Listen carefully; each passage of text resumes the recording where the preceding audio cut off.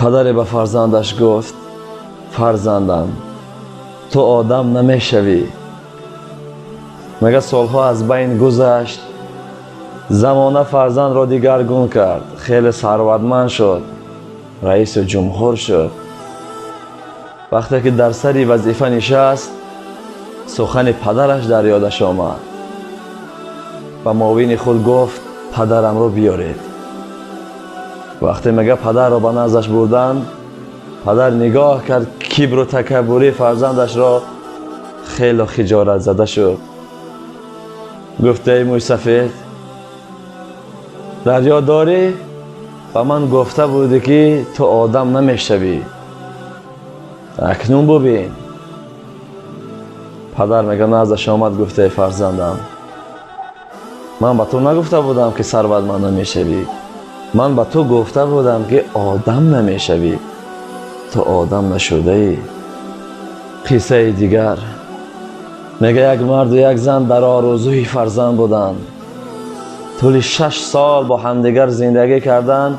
یک فرزند از اینها به دنیا آمد. فرزند را کلان کردند، خاناندند، زن دادند و این فرزندشان باز یک فرزند دیگر تولد کرد و مادرش از عالم چشم پوشید. پدر تنها ماند. چند سال از بین نگذشت، همسرش با پدرش جنجال می شود و همسرش با شوهرش می گوید: یا اینکه پدرت یا اینکه من، یکی را قبول میکنی. اگر پدرت با تو ایستد، مرا دیگر نمیابی. فرزند ناعلاج می شود. هرچند فکر میکند، در یادش میزند که بابایش یک خانه داشت در درون یک کوه، خیلی خانه فقیرانه، و با همسرش مصلحت میکند، میخواهد که پدر را با همون خانه برده و بپرتاید. وقتی پدرش را میگیرد میگوید: پدر جان، به یک جا تماشا میرویم. فرزندش میگه، همون کودک 4 ساله بود، گفت: پدر جان، من هم با شما بیروم. پدر گرفت و کودک و پدرش را به همون خانه‌ای که در کوه بود و همونجا رفت. میگه خانه نه در داشت و نه تریزه، خیلی یک جای تاریکی بود. برده پدر رو در همونجا گذاشت. گفت: پدر جان، تو نشین، من کمی کار دارم، برمیگردم. پدر گفت: میلش فرزندم، کارت را کن، من تو را منتظر هستم. وقتی در نیمه راه آمدن، کودک 4 سالش گفت: ای پدر جان، یک لحظه ایست. چرا بابایم را در این خانه تاریک گذاشتی؟ گفت: کار خودت را که رفتیم. گفت: ای پدر، وقتی که من کلان شوم، تو را آورده در همین جا میگذارم. میگه این سخن وقتی که شنید، به نهایت گریه کرد و به سوی پدر دوان آمد و در پیش پای پدر خود را پرتافت. گفت: پدر جان، مرا ببخش، مرا ببخش، مرا ببخش.